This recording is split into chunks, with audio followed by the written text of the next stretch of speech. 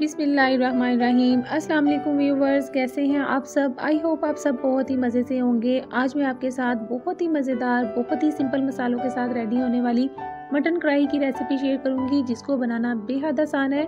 सो इस वीडियो को आपने एंड तक देखना और कोई भी चीज़ आपने स्किप नहीं करनी, ताकि मुकम्मल रेसिपी आप तक पहुँच सके। तो चलिए बिस्मिल्लाहिर्रहमानिर्रहीम के साथ अपनी रेसिपी को शुरू करते हैं। यहाँ पर मेरे पास 3 पाव के करीब मटन है, जिसको मैंने अच्छी तरह से साफ़ करने के बाद खुले पानी से वॉश कर लिया था। इसको मैं प्रेशर कुकर में बना रही हूँ। अगर आप चाहें तो इसको प्रेशर के बगैर भी बना सकती हैं। अब इसके अंदर आपने हाफ कप छिला हुआ लहसुन ऐड कर देना है। आप चाहें तो लहसुन का पेस्ट भी शामिल कर सकते हैं। 2 टेबल स्पून आपने इसके अंदर अदरक का पेस्ट ऐड कर देना है।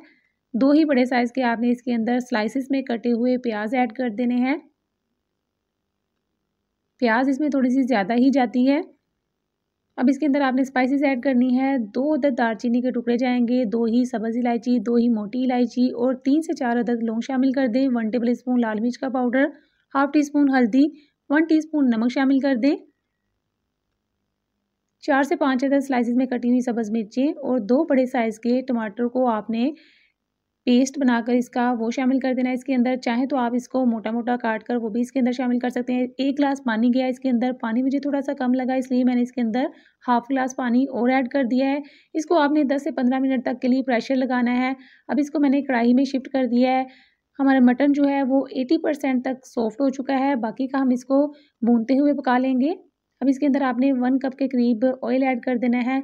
कढ़ाई के अंदर हमेशा ऑयल जो है वो क्वांटिटी में ज़्यादा ही जाता है। अब इसके अंदर आपने 1 टेबल स्पून ज़ीरा पाउडर और 1 टेबल स्पून ही धनिया पाउडर ऐड कर देना है।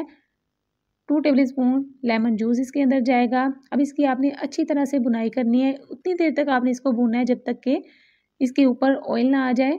आप देख सकते हैं काफ़ी अच्छी तरह से इसकी बुनाई हो चुकी है। अब यहाँ पर आप चाहें तो इसके अंदर थोड़ा सा पानी ऐड कर सकते हैं, ताकि ग्रेवी सी बन जाए, लेकिन मुझे एज इट इज़ ही पसंद है, इसलिए मैं इसको ऐसे ही सर्व करूँगी। तो चलिए अपनी रेसिपी को सर्व करते हैं। यहाँ पर बहुत ही मज़ेदार ग्रेवी के साथ हमारा मटन जो है वो बिल्कुल रेडी हो चुका है। इसको आप कटे हुए अदरक, सब्ज़ मिर्चों और धनिए के साथ सर्व कीजिएगा।